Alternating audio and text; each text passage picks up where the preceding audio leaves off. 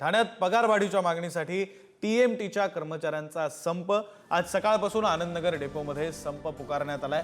वाहक आणि चालक हे संपात सहभागी झालेत। ऐन सकाळी कामावर जाणाऱ्या ठाणेकरांचे यामुळे मोठे हाल होत आहेत। पगारवाढ दंड आकारण्याच्या विरोधात आज सकाळपासून ठाणे परिवहन सेवेच्या सुमारे 700 चालक आणि वाहकांनी बेमुदत संप पुकारलाय। आनंदनगर टीएमटी डेपो बंद झाल्याने प्रवाशांचे हाल झालेत। या डेपोतून ठाणे, कळवा आणि मुंब्र्यातील विविध भागात बसेस रवाना होतात। चाकरमान्यांना आपल्या कामावर जाण्यास विलंब होत असून विद्यार्थ्यांना देखील कॉलेज आणि शाळेत जाण्यात मोठ्या अडचणी निर्माण होतात।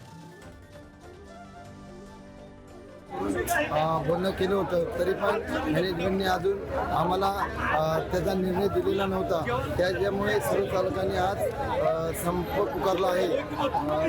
त्याच्यामध्ये आमचे मुद्दे आहेत जे आम्ही 28 तारखेला जे महापालिकेमध्ये मीटिंग केली होती त्याच्यामध्ये आंदोलन आमचं मागे घेऊन स्थगिती दिली होती, परंतु त्या आंदोलनामागे आम्ही स्थगिती देऊन जो व्यवस्थापकाने जो आम्हाला निर्णय दिला होता त्याच्यामध्ये स्थिर राहिलो होतो, परंतु तो निर्णय अजूनपर्यंत आम्हाला भेटलेला नाही। त्याच्यामुळे आता आम्ही बेमुदत संप पुकारला आहे।